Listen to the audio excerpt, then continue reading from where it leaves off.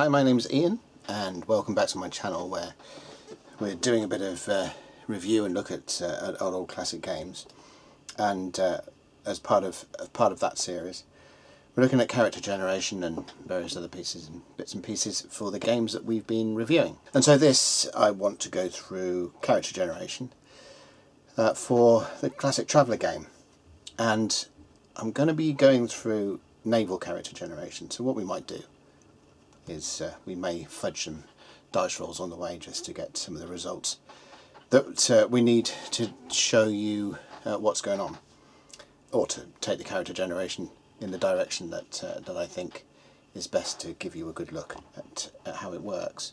What we're using here is book 1, core book for creating characters. We're going to be using book 5, which deals with naval characters in a bit more depth than book 1 does. Book 1 is really all you need if you're going down this line, but book 5 gives you some more advanced options and just rounds character generation out a bit better, in my opinion. So they're the rule books we're going to be using. We also need some 6-sided dice, and in this case I'm using Imperial Sunburst dice that were produced for Traveller 5. I thought that would be relevant, and a nice Traveller style pen that it came from a Mongoose Kickstarter. We need a bit of a scratch pad, so thank you again to the order of this for creating nice little notebooks that make me smile when I use them. And in this case I've got two types of characters sheets to show you. So this is the official one, if you like. So this sheet comes with a supplement 12, forms and charts. So that's the character sheet itself, and then also in that same book you've got a character generation sheet. I'm going to apologise for the weird angles that we got at the moment, but we're in my office, which is why we've got keyboards and guitar pedals and things all over the place, but it's not ideal. But we're a bit limited in space at the moment in our household. Regardless, right, so this sheet for character generation, where you can fill things in as you go along and keep notes as you're going along with the character. This is really designed for just using the core characters book on its own. So when it comes into some of the bits and pieces that you get in the more advanced character generation system that you get when you start adding in books 4 and up, then you can run out of space a bit on this, and it's got some space on to do your mustering out, and space on that to work out for your skills and things. Now Judges Guild, they produced a book called The Traveller's Logbook, and that gives these sheets. For a start, they're on a bigger, larger paper size, so you've got a lot more room to play around with and scribble on if you need it, and they've got some skills and stuff already marked on for you, but there's plenty of space to fill things in.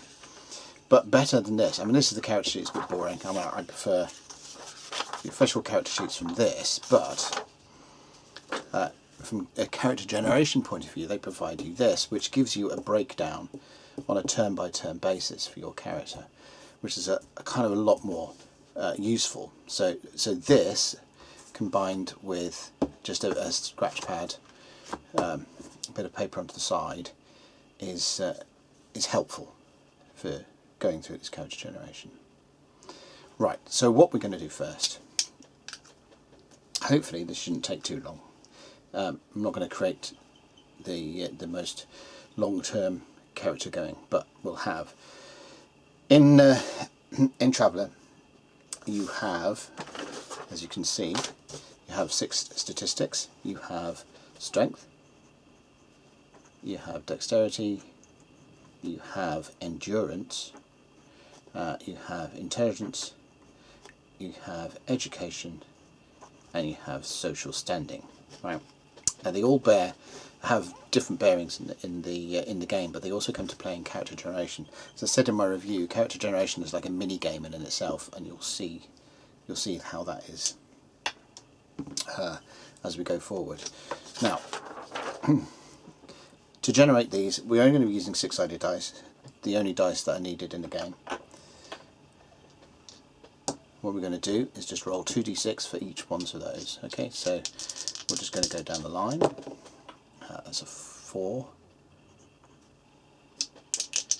It's really, I'm hoping for intelligence, education and social. That's for naval characters, that's where we go.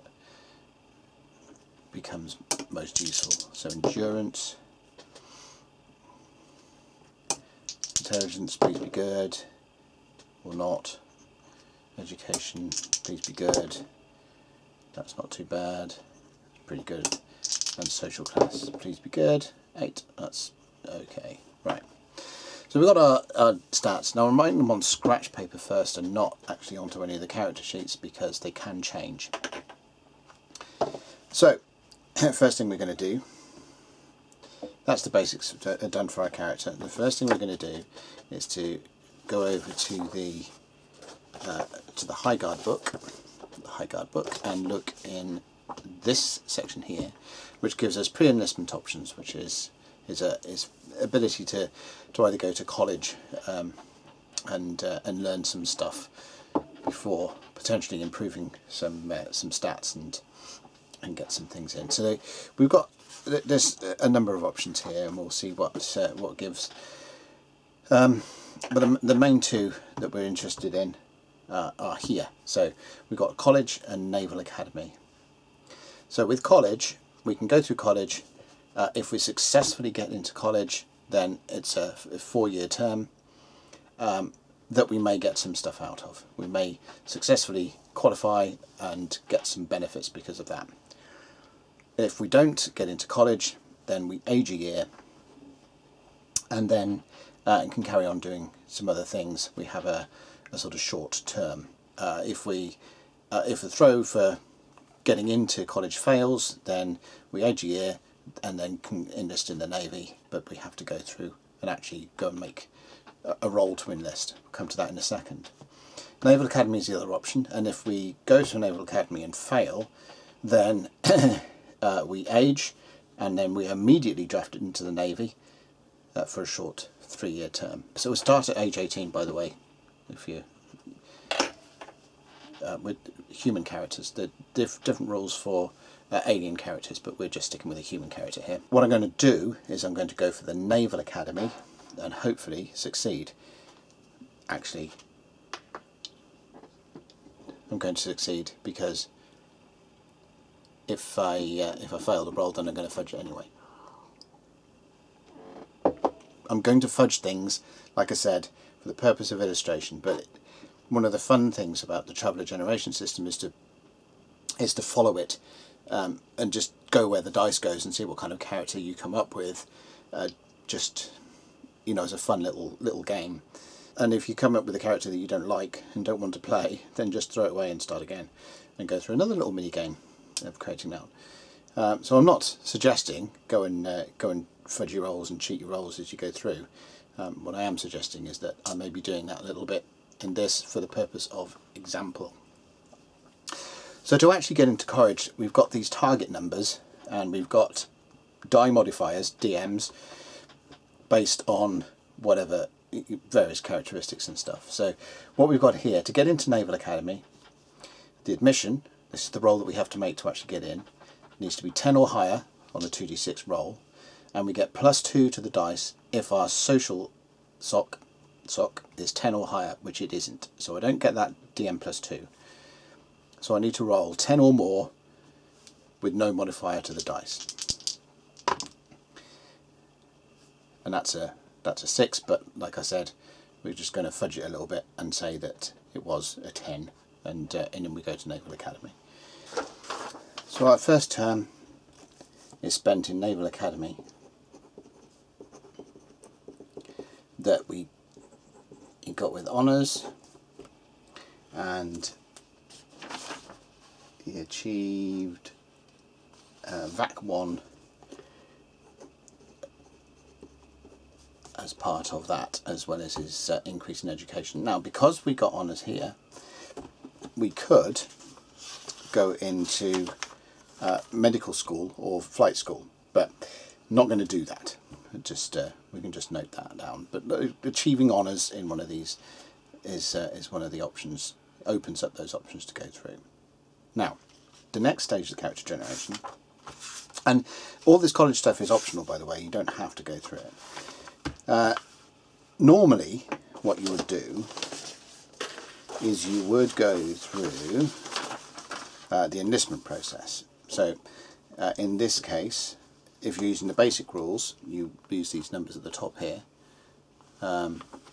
which give you the enlistment values for each of the services, and try and roll them, a bunch of DMs, and if you get that score or higher, then you can enlist into there. So for the Army, for example, Dex 6+, Endurance 5+, they give you some DMs. You need to roll 5 or more, and if you get that successful, then you're in the Army. In the Navy, and we'll show you how that extended out in the advanced rules with the book, with the additional books in a second, but we need an 8 or higher, DMs for intelligence and education, and if you get it, then you're in the Navy. Now, what we did by going through Naval Academy, we bypassed all of that because we automatically receive a commission as 01, so we are in the Navy.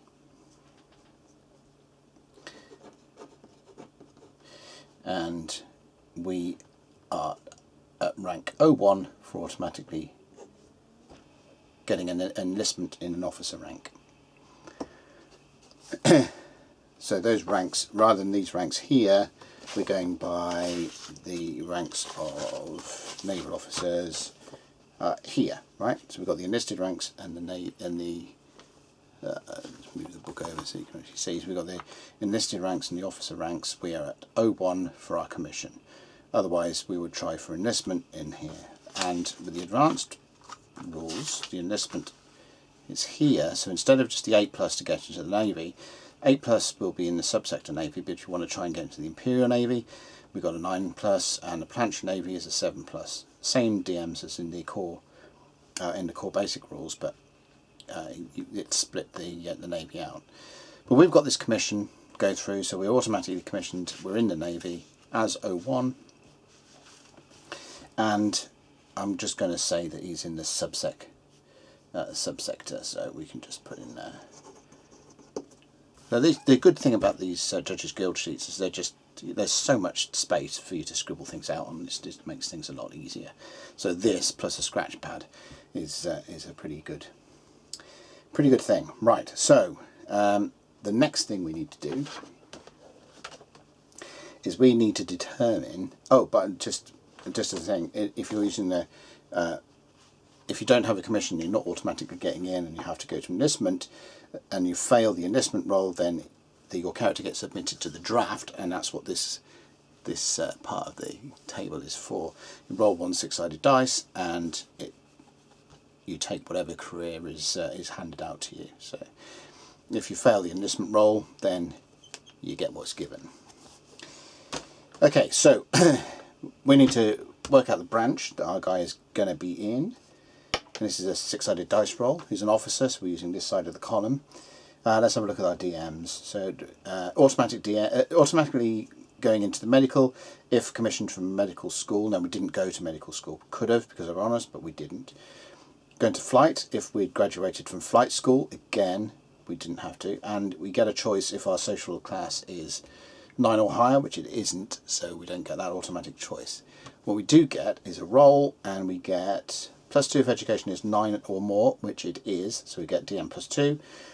DM +2 if our intelligence is 10 or higher, it's not, and -2 if we're in Imperial Naval. We're in Subsector Navy, so we don't get that. We just get this +2 for our education. So it's 1d6 plus 2, 4 plus 2, 6, and we end up in the line. So we are in the line. I'll scribble that up there. You can change the branch, but that's only possible if you end up doing cross-training, or if that comes out in your character generation, and then you can kind of switch over things. But for now, that's what we are. We're in the Navy line, and we'll see what happens with everything else. Okay, so term, we are 22 years old. Ignore that 23. 22 years old. We are taking our first term, which is our second term of character generation, but our first term in the Navy. And we need these sets of tables here. So the first thing, he's an officer, so he is able to see if he gets a command duty for this term. Probably not likely. We're 01, so DM 02 or less, -2. So we've got a die modifier of -2 for our rank. If DM is 04 or less, then we're 02 or less, we take the higher penalty. So we've got -2 already. Social standing 11 plus +1 is not. Intelligence less than 7, we get -1, 7 or lower actually, but there you go. So we got that. So it's -3 in total. And if education is 7 or lower, then -1, which education is fine. So it's -2 for our rank, -1 for our intelligence, and -3 in total. And we're on the line, so we've got 7 or higher on 2d6 -3. So let's see what we get. 2d6 -3, so it's 9. -3 is 6. We don't get command duty. Now in this case, that means it drops us immediately onto staff. We're just on staff for our first year of our first term. Specific assignment, we need to roll 2d6. We don't get this modifier here. It's just 2d6, and this gives us what our assignment is for this term. So an 8. Look across, we're on patrol. So staff, patrol, and what we do then is go and have a look at these tables here to find line,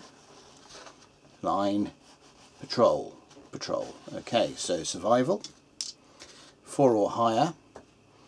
So the die modifiers here is +1 if any branch skill level is 2 or higher. Now the branch skills are here, right? So we need mechanical, electronics, gun combat, blah blah blah.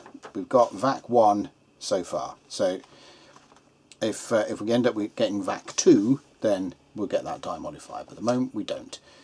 And all we need so we need a 4 or higher on 2d6 to survive. And a 6, so we survived. That's a good thing. Next, we need to see if we get decorated. Now, these are the basics are, if you get that, then you get an MCUF. See there on the character sheet, these basically MCUF, MCG, and so on. Now, there's no way of getting a higher one on that patrol because we're rolling 2d6 for that, but the higher levels of medals come in, the higher you roll over the target you need. We just need an 11 and see if we get decorated. It's an outside chance, but we'll see.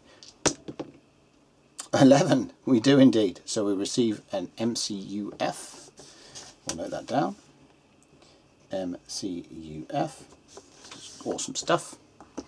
And then what else we got? Promotion, 7 or higher. Do we get any promotion stuff? DM +1 if education is so we get 1 from our education and social standing, but nothing for our social standing. So just a DM +1, and we want a 7 or higher.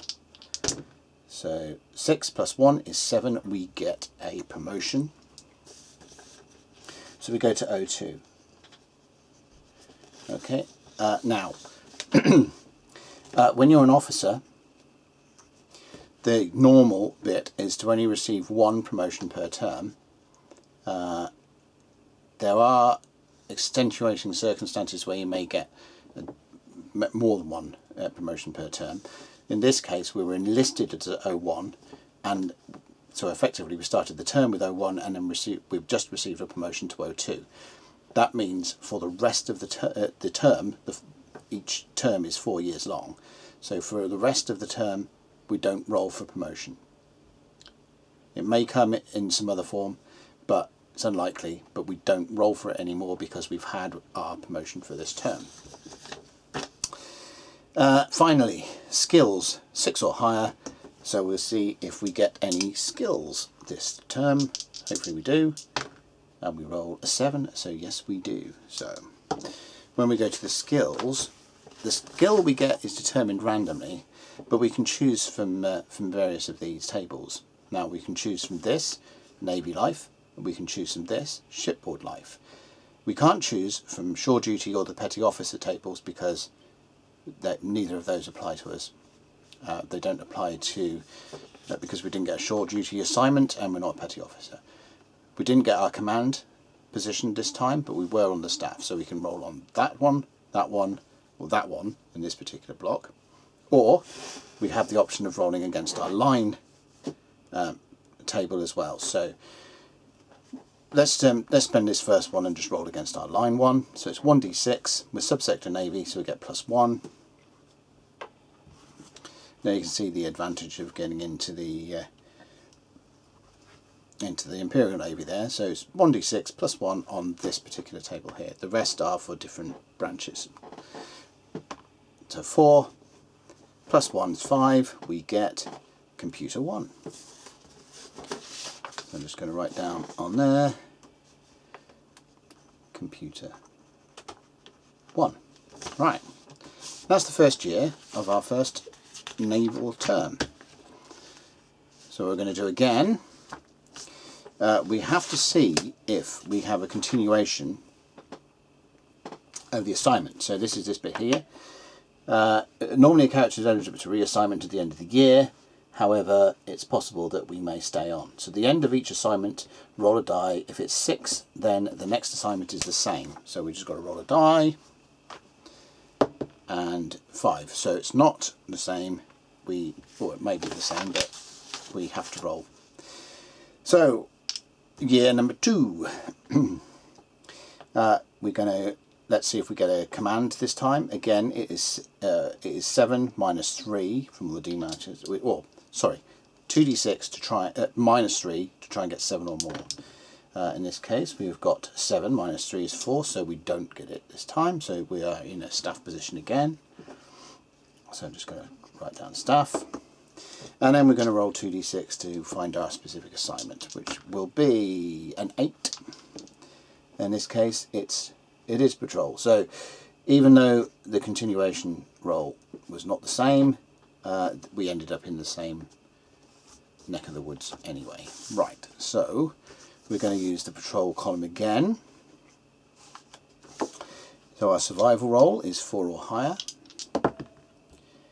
We got that, so we survived, always a good thing. Our decoration is 11 or more, 6 this time, so we don't get decorated. We don't roll for promotion, like I said, we've already had that, but we do roll for skills, so 6 or higher, and we get an 11. So let's go back to the skills table.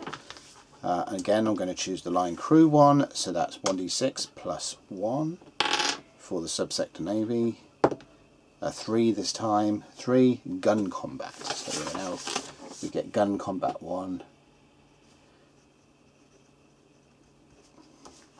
And then we go again. So first off, let's see. Continuation. Nope. Nope.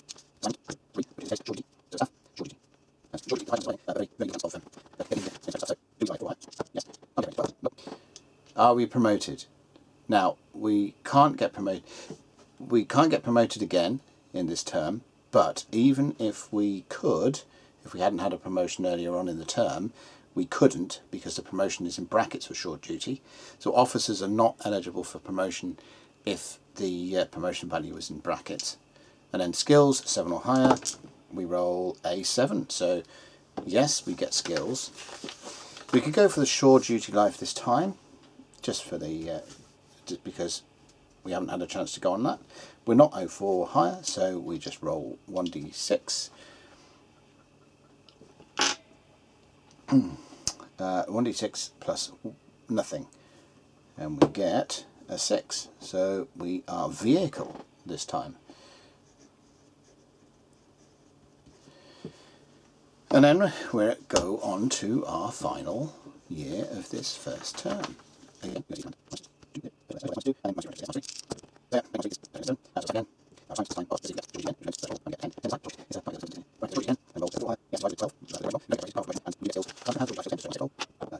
Vehicle again. So now we go to vehicle 1. They may apply to different vehicles, so we're going to go to the vehicle table after the fact and sum those up. It may be that we've got vehicle 1 in 2 different types of vehicle, or we've got vehicle 2 in 1 type of vehicle so far. Right, and that is the term. So the first thing we need at the end of the term. So after completing the term, we can re-enlist. We have to roll a 6 or higher to see if we're allowed to re-enlist. If we get +1 if we are an officer rank, which we are. So it's 2d6 plus 1 to see if we get a 6 or higher. Now, even if you don't want to re-enlist, you have to make this roll anyway, because on a 12 or higher, you have to re-enlist, right? So 2d6 plus 1. 4, 5, 6. So yes. So 5 on the dice plus 1 because we're rank 01 or 02. Sorry. So we got 6. So we can re-enlist. So we're back into the Navy for a second term in the Navy, third term of character generation. So here we are again. So we're 02 at this point, and we're going to see what we get. We're going to start with 5 again, 6 which is yeah, time, which is 10 which is so I'm not sure. Let's go for practice time. Then you got let's start with 1, 2, let's start with 1. Let's start with 4, 5.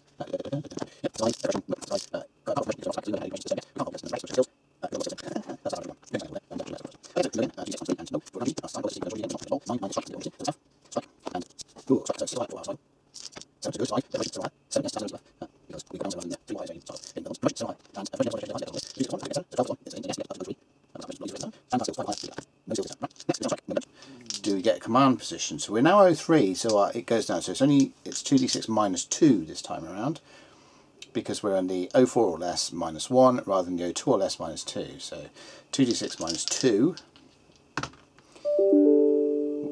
which is 5. So no command position, so we're on staff again. We didn't get the continuation of that, so we roll 2d6 again. 6 this time, which makes us patrol. Do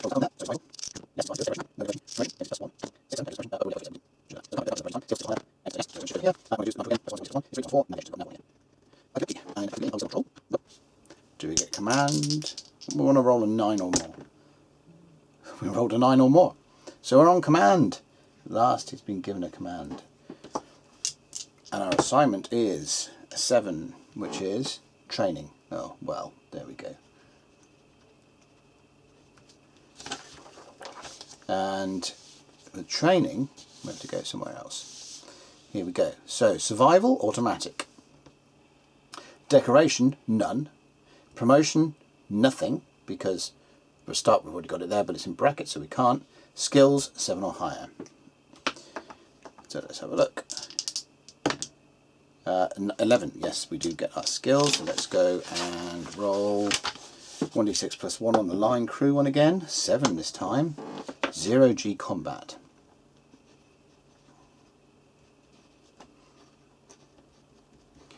Okay, so now we need to roll. I'm just going to do another third term, unless he gets to that. We need a 6 or higher with a DM of +1, and it is an 11 plus 1, 12. So 12 means that we had to re-enlist regardless of our desire to not to or not. There we go. So 6 or higher we needed to actually re-enlist if we wanted to, and if you roll a 12 then you've got to. Okay, so we are 03 at this point.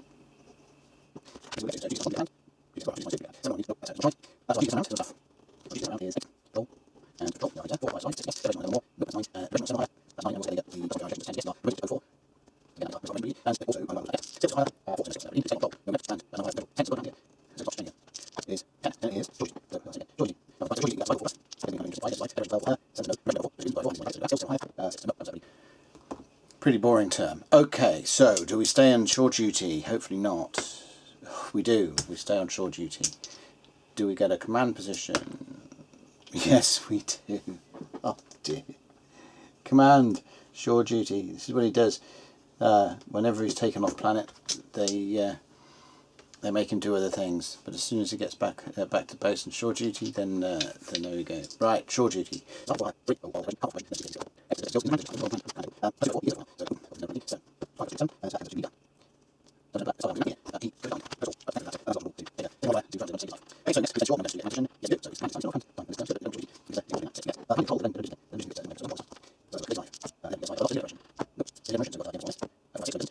No, he doesn't. So that was it. That was it for that one. So again, 2d6 plus 1.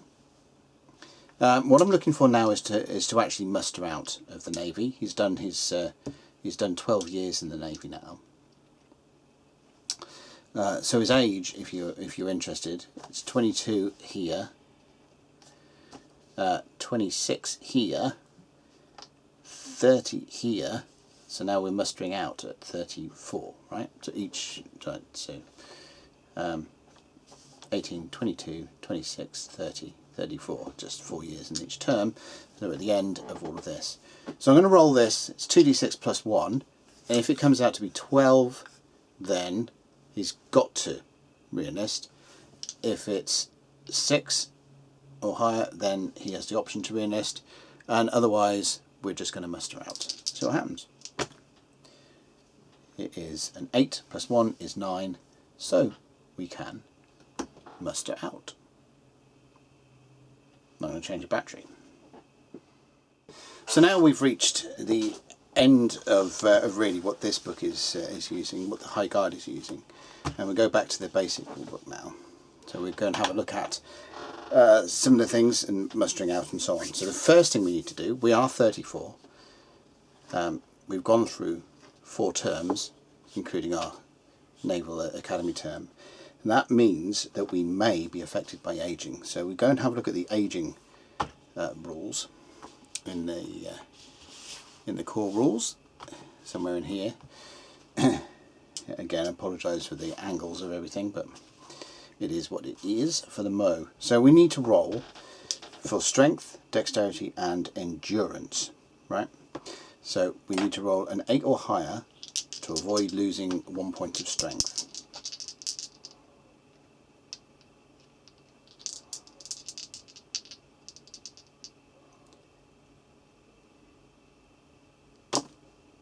Which we do, so his strength is okay.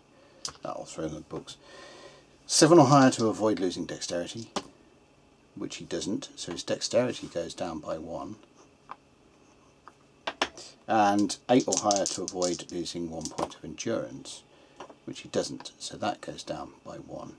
So all of that was for his aging, for reaching year 34. So it's the end of each term, and if you're carrying on character generation through all of these terms, at the end of each of the terms where aging is affected, so it would be at the end of term 5, you'd need to make some more saves, end of term 6, end of term 7. So every term beyond the 3rd, at the end of that term, you have to go and make some saving throws to see how your character ages, if at all. Right. So now we are looking at mustering out. Now there are rules as to what we get. So our rank benefit is, so we ended up with 04 in rank, and 04 is Lieutenant Commander, which is equivalent here of Lieutenant Commander rank 3, so we end up being rank 3. So what we get, mustering out benefits per term of service, so we get 3 because we had 3 terms of service, so we don't include the naval one. So we get 3 of that, 3 terms of that. We get, if rank 1 or 2 or 3 or 4, we're rank 3 according to the Traveller, the equivalent stuff, so we get an additional 2. So we get 5. There's 5 mustering out benefits in total.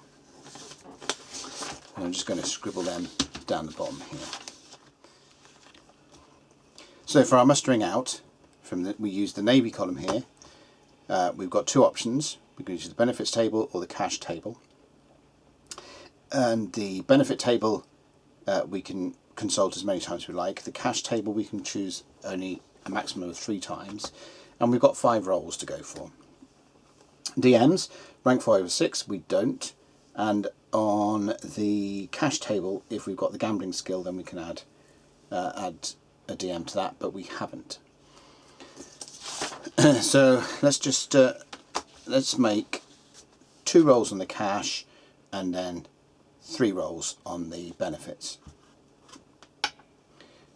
So 2 rolls on the cash. The first one is 1 1,000 credits, and the second one is a 2, which gives us 5. So that gives us a total of 6,000 credits to our name. And then 3 rolls on the benefits table. We got a 3, so plus 2 to education.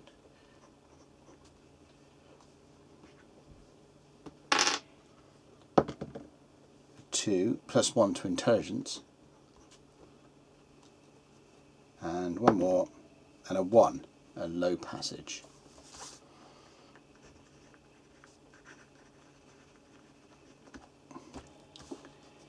Okay,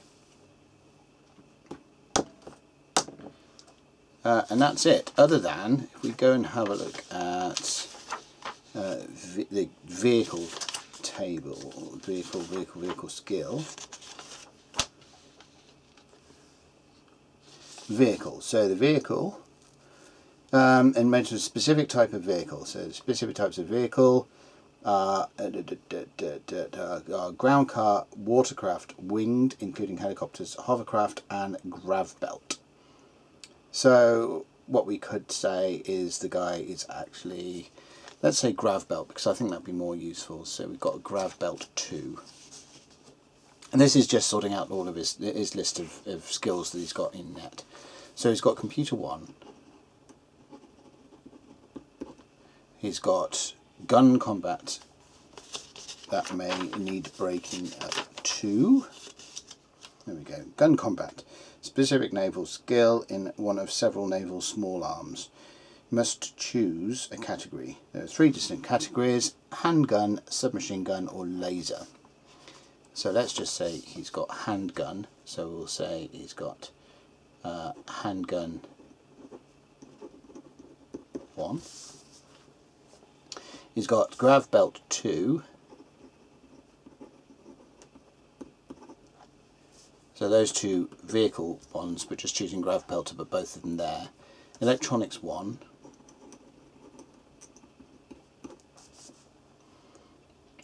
Navigation 1.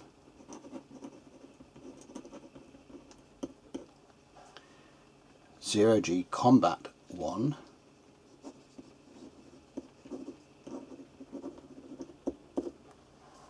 And leader 1. So his total skills. That's pretty much it. So what we're going to go through is fill some of this stuff in. I'll transfer this over to a character sheet in the end, on the other end. So name, let's call him, I don't know, Gregor Zufane. Why not? His UPP, Universal Personality Profile, is going to be 4 Strength, 9 Dex, 8 Endurance, 5 Intelligence, E for his education, 8 for his social class. Rank 04, which is Lieutenant Commander, so 04 Lieutenant Commander. Term served, well, 1 education plus 3 Navy. Age is 34 at the beginning of play. Combat assignments, well, here we go. How many combat assignments did he have? 1. Combat commands, none. Number of MCUFs, 1, 2, just a 2. No MCGs, SEH or Purple Hearts. Right, so that is kind of it. We've got all of its stats. We've got 6,000 credits that we can spend on stuff if we so wish. Usually, the personal kit isn't as important in Traveller. Because the main equipment that you get, especially if you've got a ship, if the party, the group of players have a ship, then a lot of the stuff that they'll need for adventuring, wandering around planets, completing missions, whatever, will actually be, you know, part of the ship, in the ship's locker. So it's not the same as other games where your personal equipment, you know, the next thing you do is going on a big shopping spree. But it's useful to have that cash around. But by and large, you can kind of assume that a character has the basics. If you want to buy additional things, then all well and good. And that is it. So, like I said, this is the Judges Guild character sheet used for it. We could fill a lot of that into the personal data form, task form 2. So we could fill this in. Date of prep, which is the 1st of November today.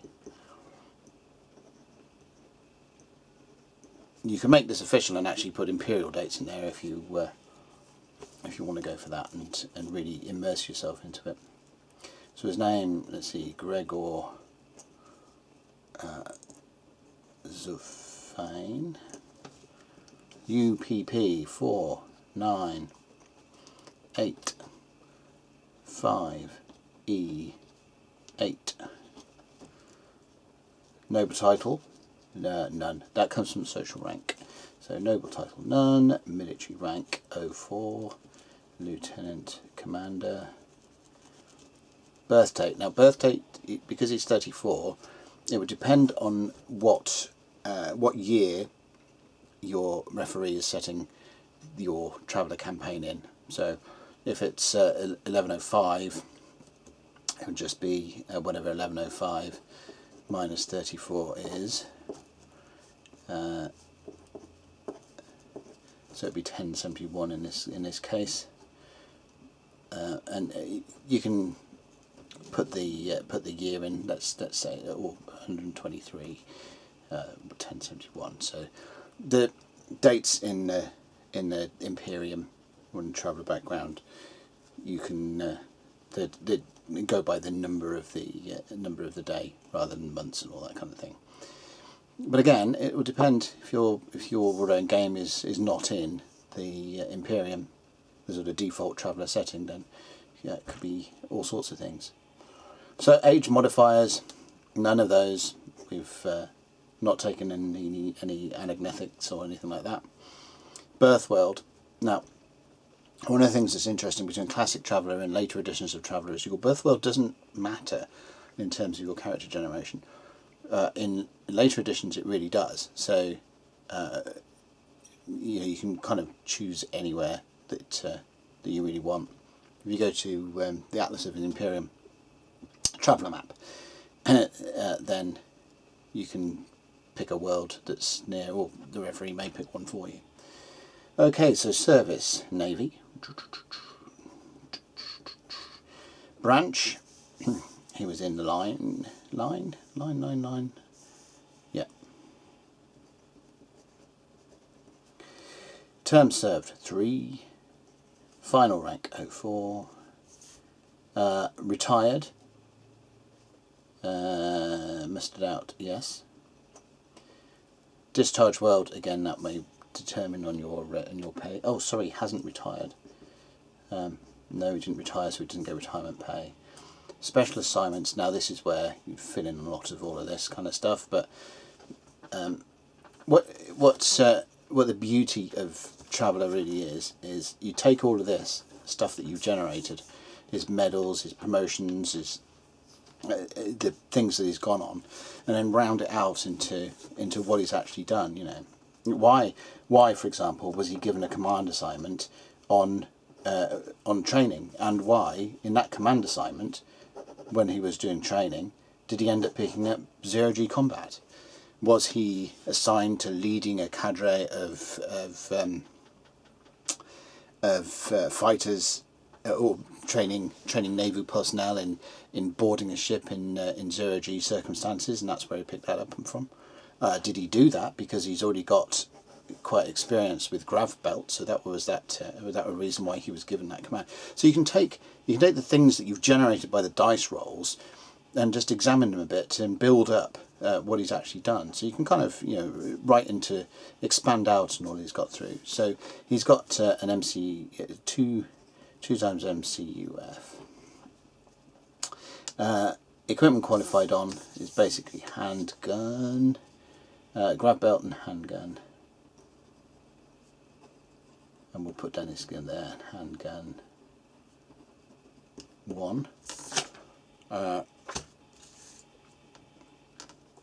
No more sort of equipment there. And additional skills, he's got computer 1. He's got electronics 2. He's got navigation, what am I saying? Electronics 1. He's got navigation 1. He's got 0G combat 1. And he's got leader 1. Okay, so his primary skill in this case would be grav belt, because, you know, it's his highest skill rank. And you can kind of let's say that his 0G combat, that's 0G combat is what he's good at. It's like hence the skill with grav belt. And then you can follow this, like preferred weapon, preferred what he does. Is he a task member? Not in this case. And psionics comes out, you know, being tested for psionics and things like that. I think psionics in most games muddies the water a bit. But you know, it's there if you want to include it, and it can be interesting. Especially if you want to do some like a Star Warsy kind of thing, then psionics is really useful to include as a sort of as an equivalent to the Force, or you know, you can model the Force using psionics. And then some stuff on the back about your cash. So he's got what, 6k in credits, 6,000 credits, and he's got a low passage ticket.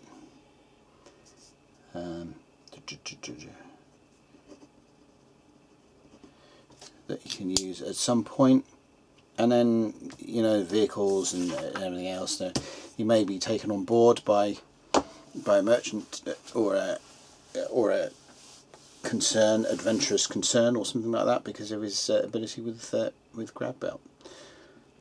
So there you go. That's character generation for Traveller, for classic Traveller, in a bit of a nutshell. And there's so many permutations that dice come out. It is no two characters end up the same. Some end up being more interesting than others, but it's really one of those things that you can treat as a bit of a mini game and just have fun playing out. It was also highly programmable. A number of people have written character generation programs for Traveller, which, you know, it's something, if you want to teach yourself coding and do something that's a bit more fun than some accounting program or something like that, then Traveller is one of those games where you can actually get to teeth with the rules and write a program to do something, or generate star systems en masse, or create characters by building in a certain level of AI into the program to make decisions. But well, that's it. have at it.